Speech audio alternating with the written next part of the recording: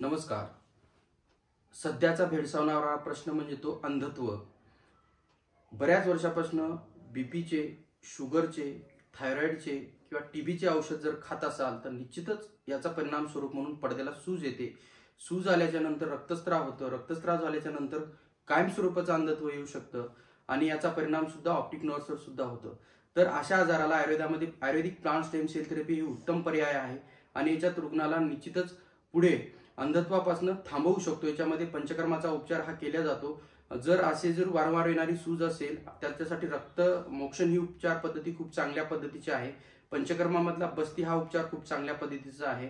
शिरोधरा, काही लेप आहेत किंवा काही लेप असून ओल्या कल्क वनस्पतीचा जो कल्क केला जातो आणि त्याचाही लेप साक्षात डोळ्याच्या वरती कपाळावरती धरला जातो किंवा ठेवला जातो आणि त्याची धारा सुद्धा वेगवेगळ्या औषधं सिद्ध करून कपाळावर त्याची धार द्यायला शिरोधारा म्हणतात, ती केल्या जाऊ शकते आणि अशा रुग्णाला निश्चितच अंधत्वापासून थांबवू शकतो. पंचकर्म हा एक खूप चांगला पर्याय आहे.